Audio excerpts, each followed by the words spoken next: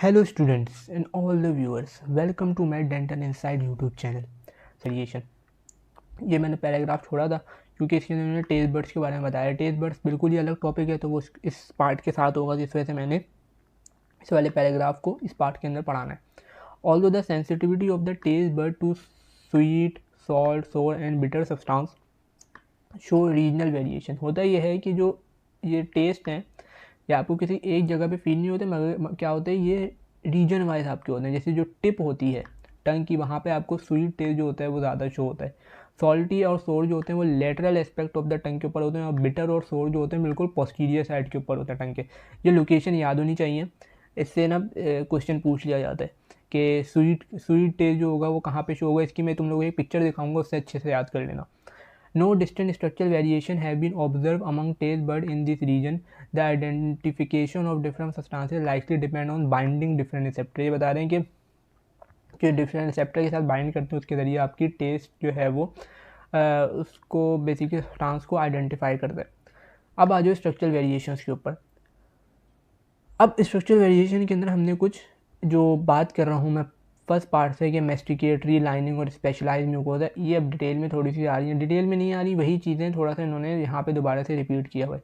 Bye now it should be apparent that the human oral mucosa show considerable variation in structure, not only in the composition of lamina propria from the interface between epithelium and connective tissue and type of surface epithelium, but also in the nature of the submucosa। ये बता रहे nature के अंदर भी फर्क है। how the mucosa is attached to the underlying structure। Fortunately, the organization of component tissue shows similar pattern in many regions। The oral mucosa can be divided into three types: masticatory, lining, specialized। oral mucosa के अंदर ये part बहुत important है। ये चीज़ें अगर नहीं पता, ये ना अगर आपको टाइप्स के नाम नहीं पता ओरल म्यूकोसा के, तो ओरल म्यूकोसा चैप्टर पढ़ने का कोई फ़ायदा नहीं है। The area occupied by each type are illustrated. ये बता रहे हैं इसके अंदर बताया हुआ है इन द फॉलोइंग सेक्शन। हर ये देखो, ये वाला आपका टेबल है, इसके अंदर ये लाइनिंग म्यूकोसा दिखाई हुई है। लाइनिंग म्यूकोसा मैंने तुम लोगों को क्या बोला था, कहाँ पे होती है? हर जगह पे होती है एक्सेप्ट हार्ड पैलेट और जिंजिवा और डोर्सम ऑफ द टंग। तो देखो, सॉफ्ट पैलेट के ऊपर है, वेंट्रल सरफेस के ऊपर है, फ्लोर ऑफ द माउथ के ऊपर है, एल्व्यूलर म्यूकोसा के ऊपर है, लेबियल बक्कल म्यूकोसा लिप्स के ऊपर है। सही है, तो ये सारी जगह क्या होगी? लाइनिंग म्यूकोसा होगी। मेस्टिकेटरी म्यूकोसा सिर्फ दो जगह पे होती है, कहाँ पे? जिंजिवा के ऊपर और हार्ड पैलेट के ऊपर, ठीक है। और जो स्पेशलाइज म्यूकोसा होती है वो कहाँ पे होती है? डोर्सल सरफेस ऑफ द टंग। बस ये अच्छे से याद होनी चाहिए, लोकेशन अच्छी से याद रटी भी होनी चाहिए, ठीक है। अब आ जाओ जरा इनकी थोड़ी सी डिटेल के ऊपर। डिटेल में सबसे पहले हम बात करते हैं मेस्टिकेटरी म्यूकोसा। मेस्टिकेटरी म्यूकोसा दो जगह के ऊपर होगी, बार बार रिपीट इस से कर रहा हूँ ताकि याद हो जाए। हार्ड पैलेट के ऊपर और कहाँ पे? जिंजिवा के ऊपर। Masticatory mucosa covers those area of the oral cavity such as hard palate and gingiva. देखो, मेस्टिकेटरी का मतलब ये होता है चबाना, तो ये उन जगह पे होगी जहाँ पे आपके कोई हार्ड चीज़ आके लग रही हो।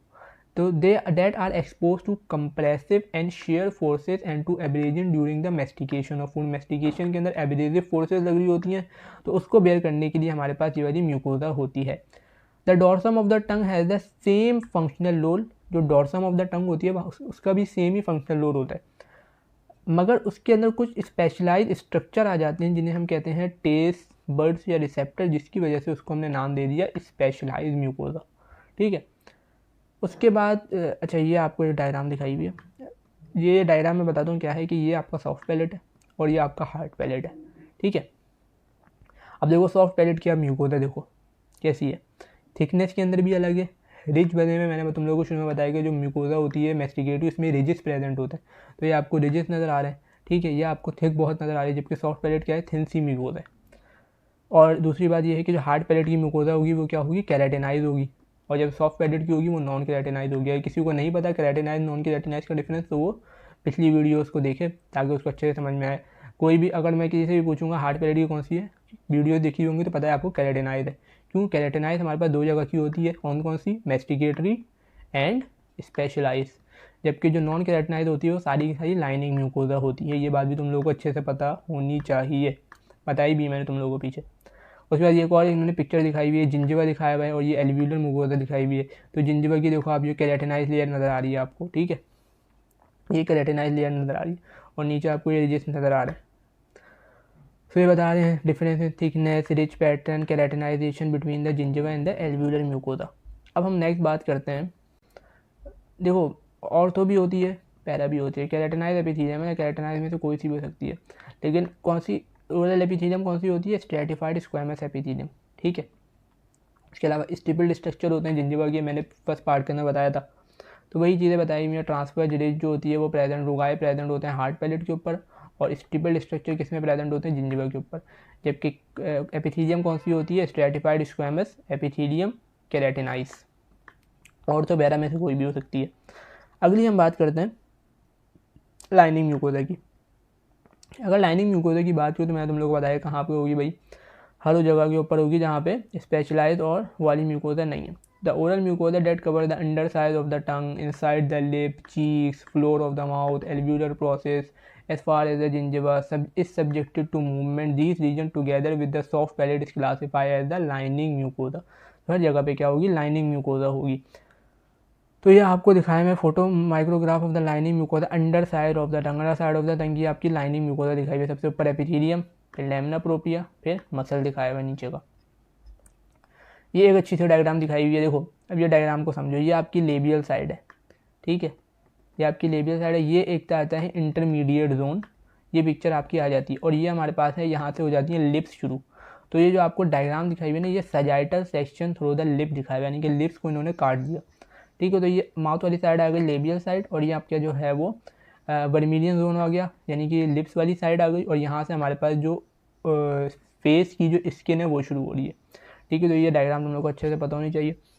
तो आप लेबियल म्यूकोजा के ऊपर भी लाइनिंग म्यूकोजा होगी, वर्मिलियन जोन के ऊपर भी लाइनिंग म्यूकोजा होगी, इंटरमीडिएट जोन के ऊपर भी लाइनिंग म्यूकोजा होगी। Epithelium of lining mucosa can attain a larger thickness than the masticatory mucosa, some time exceeding 500 micrometre in the cheek and non keratinize the surface. वो तुम लोग खुद ही थोड़ा सा अगर देखो तो जो मैस्टिकेटरी म्यूकोजा है वो थोड़ी सी थिन होती है। थिन इस हिसाब से होती है कि as compare to lining mucosa थोड़ी सी थिन होती है, वरना थिक होती है।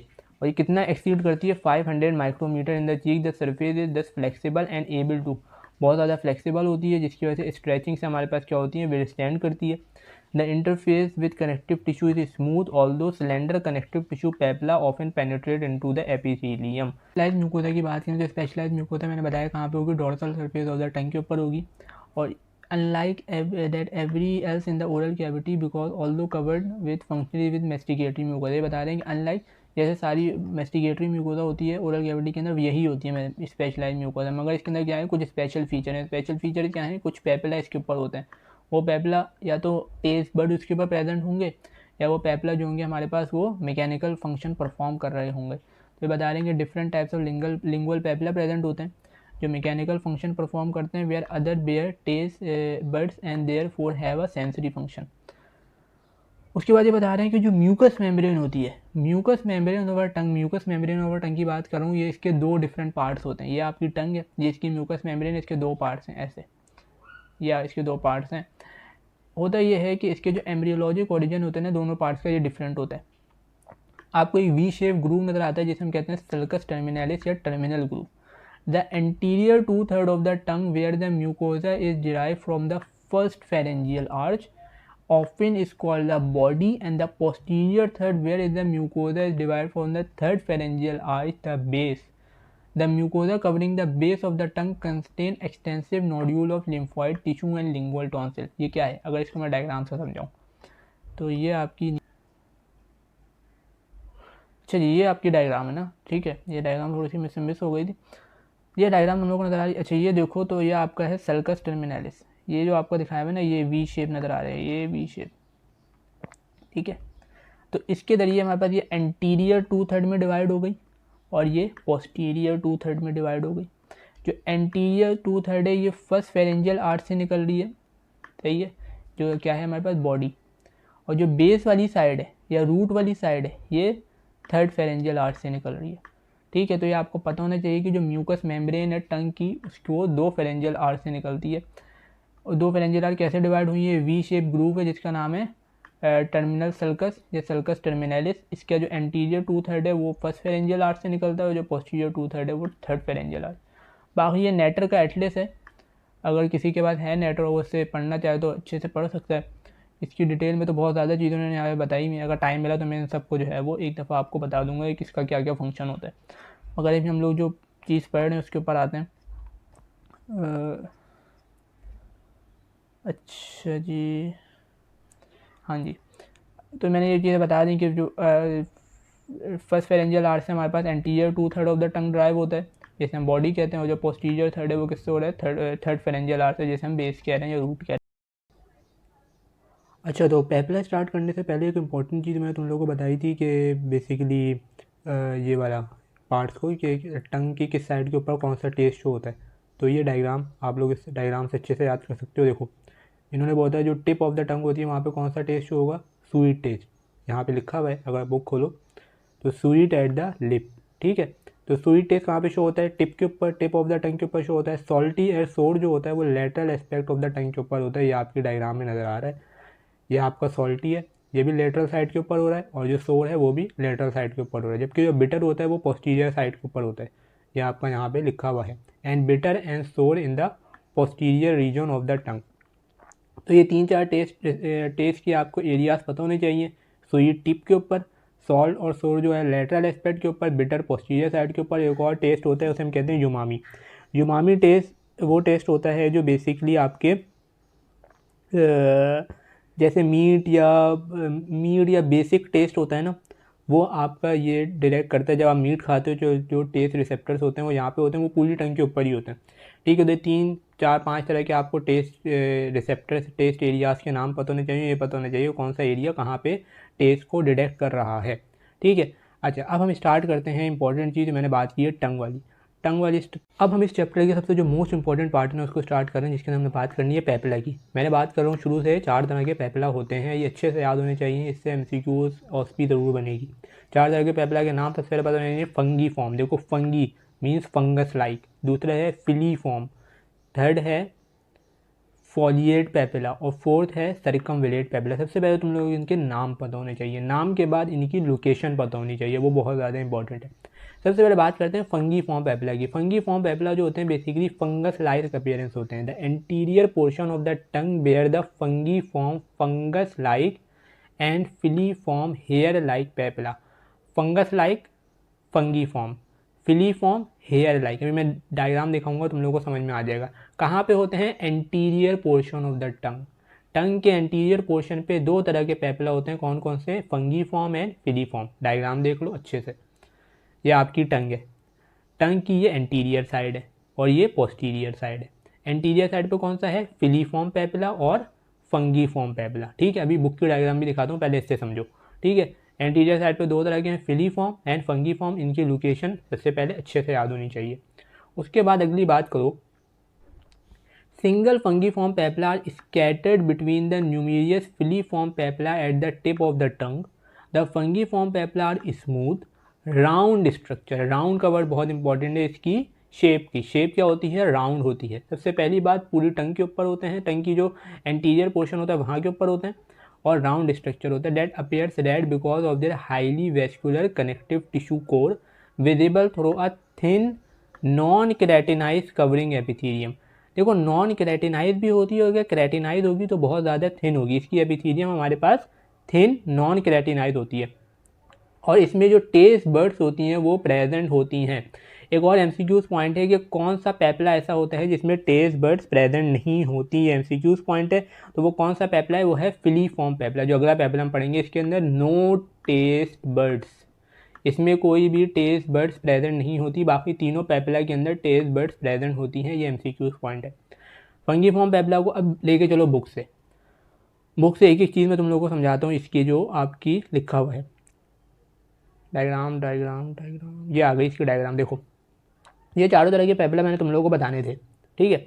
इसके अंदर जो ये वाला पेपला है ना, बी वाला, ये कौन सा है, ये आपका फंगीफॉर्म पेपला। कैसे समझ में आ रहा है, क्योंकि राउंडेड है, ठीक है। राउंडेड होगा तो कौन सा होगा, फंगीफॉर्म पेपला होगा। उसके बाद फंगस लाइक अपीयरेंस आपको इसकी नज़र आ रही है।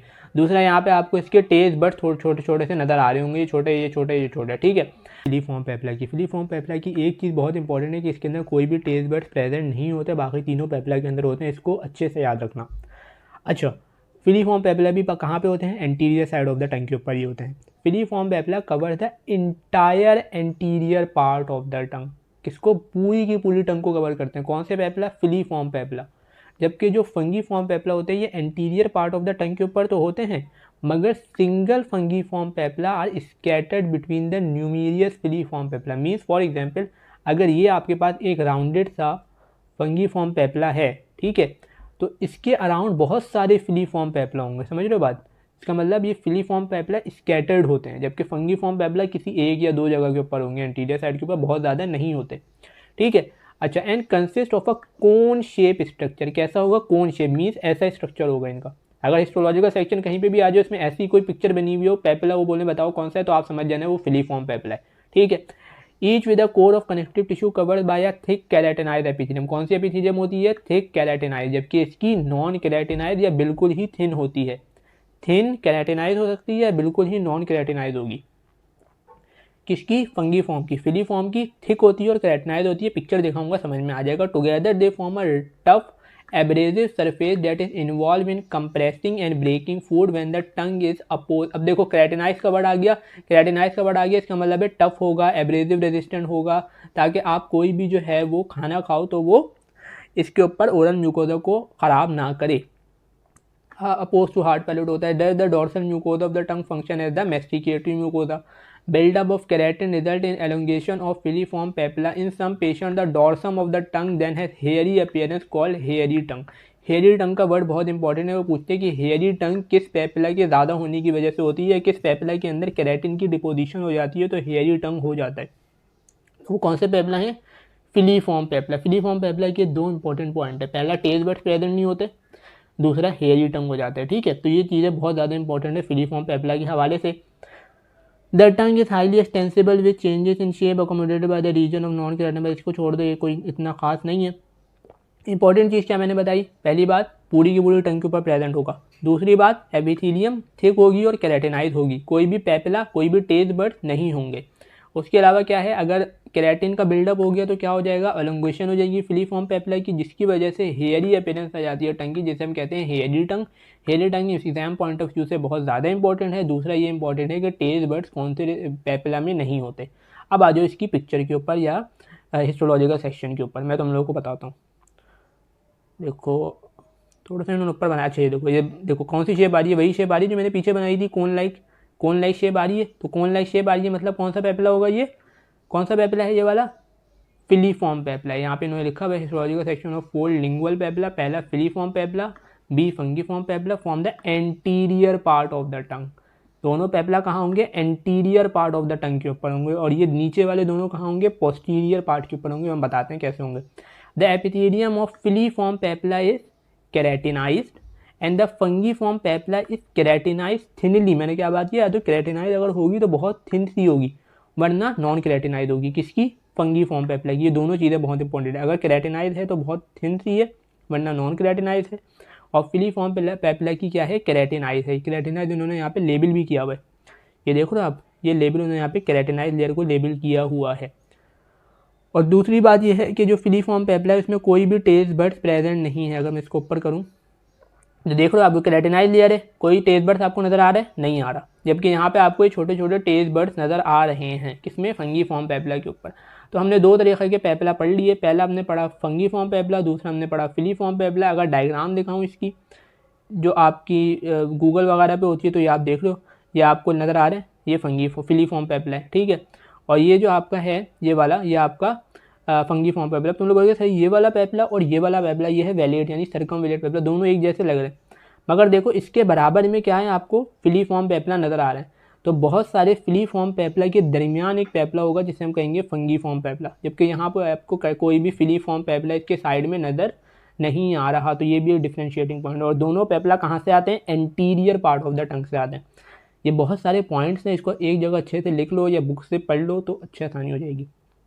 अब हम बात करते हैं बाकी दो पेपिला की, जो दो बचे हुए उसके अंदर।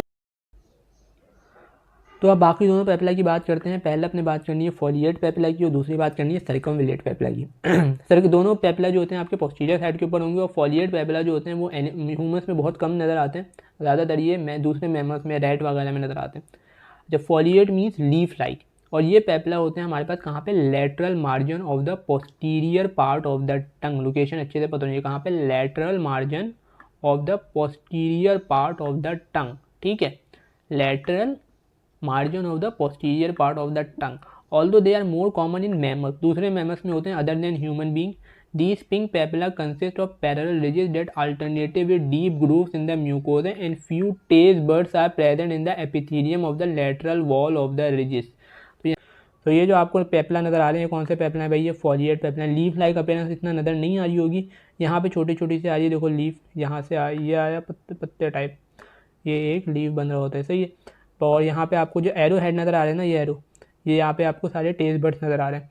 और अगर एक और डायग्राम दिखाऊँ इसकी, तो ये देखो, ये आपको फॉलिएट पेपला नज़र आ रहा है, ठीक है। ये पोस्टीरियर साइड के ऊपर होगा, कहाँ पे? Lateral aspect of the tongue के ऊपर। इसका भी एटलस से भी दिखाऊंगा। और लास्ट जो पेपला है वो है सर्कमविलेट पेपला। सर्कमविलेट पेपला राउंडेड होते हैं, 6 से 12 नंबर होते हैं। ये पहले डायग्राम देख लो, पोस्टीरियर साइड ऑफ द, ये आपका एक होता है वी शेप, यहाँ पे आपका होगा सल्कस टर्मिनलिस, ये वी शेप सल्कस होता है। यहाँ पे 8 से 12 आपके बड़े बड़े पेपला नज़र आ रहे हैं, ये सबसे बड़े होते हैं साइज़ के अंदर, और ये आपको ये नज़र आ रहे हैं। इसके टेक्स्ट के ऊपर आते हैं, इसको स्टार्ट करते हैं। ये डायग्राम पहले देख लो, ये है सर्कमविलेट पेपला, ठीक है। बड़ा सा पेपला नज़र आ रहा है एक, और ये जो आपको एरो नज़र आ रहे हैं सारे के सारे टेस्ट बर्ड्स हैं। अब इसकी ज़रा उसके ऊपर डिस्कस कर लेते हैं हम लोग कि इसके टेक्स्ट में क्या क्या चीज़ें लिखी हुई हैं। देखो बता रहे हैं जो सर्कमविलेट पेपला है, adjacent and anterior to the sulcus terminalis, मैं तुम लोग को बताया सल्कस टर्मिनलिस होगा यूं वी शेप, और इसके साथ साथ बहुत सारे हमारे पास क्या होंगे, बड़े बड़े सर्कमविलेट पेपला होंगे। कितने? 8 से 12 इन number. 8 to 12 circumvallate papilla, large structure is surrounded by deep circular groove which open into the duct of minus salivary gland, the von Ebner gland। मैंने जब salivary gland पढ़ाए थे तब मैंने बताया था von Ebner gland में एक पेपला जा रहा होता है। कौन सा पेपला जा रहा होता है? सर्कमविलेट पेपला जा रहा होता है।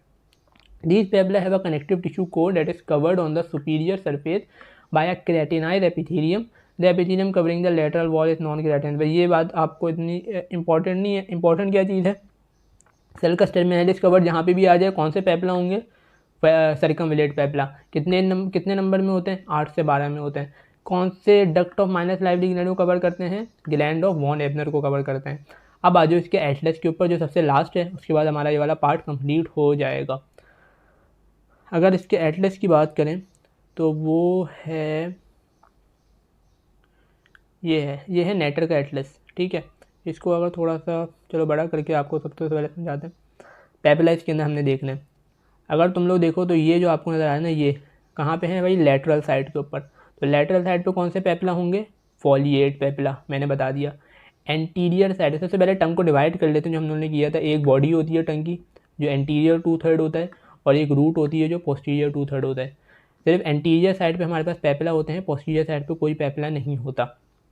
अगर बॉडी की बात करें, मैं बता रहा हूँ, हम लोग जो पढ़े थे ना, पोस्टीरियर इस साइड में पढ़े थे कि हमने जो बॉडी की पोस्टीरियर साइड की बात कर रहे थे, रूट की पोस्टीरियर साइड की बात नहीं कर रहे। अभी हम लोग जो बात कर रहे थे कि 2 पेपला एंटीरियर पे होते हैं और 2 पेपला पोस्टीरियर पे होते हैं, तो वो अकॉर्डिंग टू बॉडी, ये 1/3 पार्ट जो है ना टंग का बॉडी, इसकी बात कर रहे थे, ठीक है।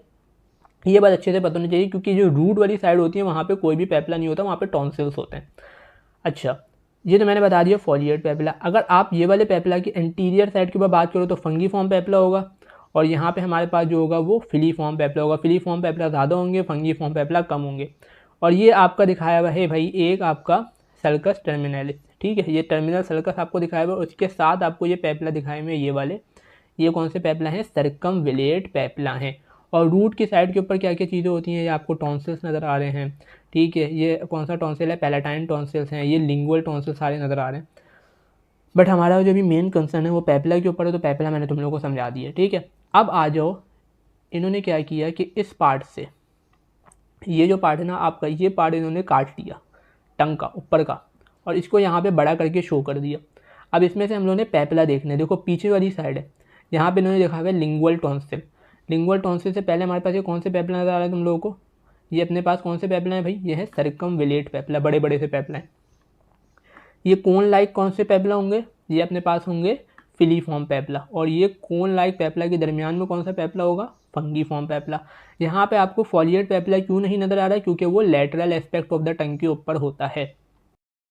और अब लास्ट में जो है टेस्ट बर्ड्स को देख लेते हैं। टेस्ट बर्ड का एक सेक्शन उन्होंने यहाँ पे दिखाया हुआ है, और टेस्ट बर्ड का सेक्शन ना बच्चे छोड़ के चले जाते हैं और ये वो पेपर में दे देते हैं, ठीक है। तो बिल्कुल छोटा सा इन्होंने नीचे करके दिखाया हुआ है, तो इसको एक अच्छे से एक दफ़ा पढ़ के चले जाओ, कुछ भी नहीं है वैसे के अंदर। ये क्वेश्चन पूछ लेते हैं OSPI के अंदर कि टेस्ट बड्स के कॉम्पोजिशन बताओ कि उसमें क्या क्या चीज़ें होती हैं। देखो आगे एपिथेलियम है और पीछे तुम्हें पता है एपिथेलियम होगी ऊपर, नीचे लैमिना प्रोपिया होगा। एपिथेलियम कौन सी होगी? स्ट्रेटिफाइड स्क्वेमस, ये भी तुम लोगों को पता है। Connective tissue lamina propria. ये 3 चीज़ें नहीं है, ये नई चीज़ें 3, इनके नाम आपको पता होने चाहिए। पहला है सस्टेंटिकुलर सेल्स, ये बेसिकली सपोर्टिंग सेल्स होते हैं जो किसको सपोर्ट कर रहे होते हैं? टेस्ट जो पोर्स होते हैं और सेंसरी सेल्स होते हैं उनको सपोर्ट कर रहे होते हैं। सही, कोई नई बला का नाम नहीं है, ये सिर्फ और सिर्फ सपोर्टिव सेल है। दूसरी हमारे पास टेस्ट पोर है, ये आपको आगे नज़र आ रहा है। और ये आपके पास जो सेल्स नज़र आ रही है सेंसरी सेल है, जो सेंसिंग में या सेंसरी फंक्शन जिनका होता है वो ये काम करते हैं। तो ये दो सेल्स के नाम पता होने चाहिए। टेस्ट पोर का पता होना चाहिए, एपिथेलियम पता होनी चाहिए कौन सी होती है, लैमिना प्रोपिया के बारे में पता होना चाहिए। बस यही चीज़ थी इस पार्ट के अंदर। पैपिला बहुत ज़्यादा इंपॉर्टेंट है इस पार्ट की, अच्छे से पढ़ना। और बस वीडियो अच्छी लगी तो चैनल को सब्सक्राइब करो, वीडियो को लाइक करो, अपने दोस्तों के साथ शेयर